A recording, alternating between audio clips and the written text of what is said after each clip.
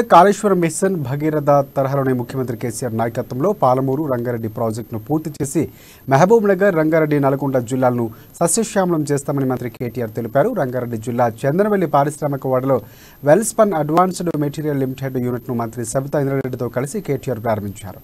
ప్రపంచంలోనే అతిపెద్ద ఎత్తిపోతల పథకమైన కాళేశ్వరం ప్రాజెక్టును రాష్ట్ర ప్రభుత్వం 4 ఏళ్లలో పూర్తి చేశామని, దురదృష్టవశాత్తు కొన్ని కారణాలతో పాలమూరు రంగారెడ్డి ప్రాజెక్టు పనులు ఆలస్యం అవుతున్నట్లు కేటీఆర్ తెలిపారు.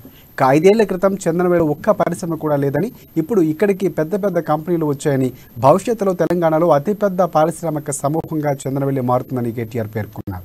గుజరాత్ నుంచి వచ్చి వెల్స్పన్ సంస్థ ఇక్కడ భారీ పెట్టుబడి పెడుతుందని, రాబోయే 5 ఏళ్లలో చందనవేలులో 3,000 కోట్ల నుంచి 5,000 కోట్ల రూపాయల వరకు పెట్టుబడి పెడతామని ప్రకటించిన సంస్థ అధినేత బాలకృష్ణ గోయంకకు మంత్రి కేటీఆర్ కృతజ్ఞతలు తెలిపారు.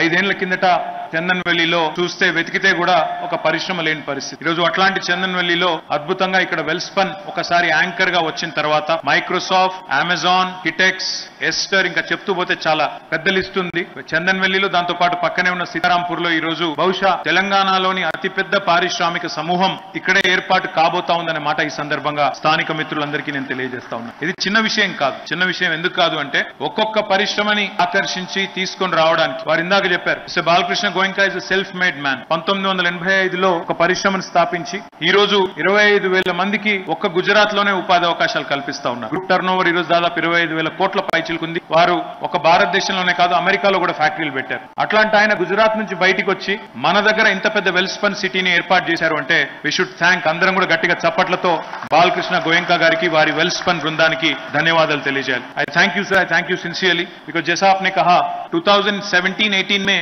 5 ఏళ్ల కిందట చందన్వెల్లిలో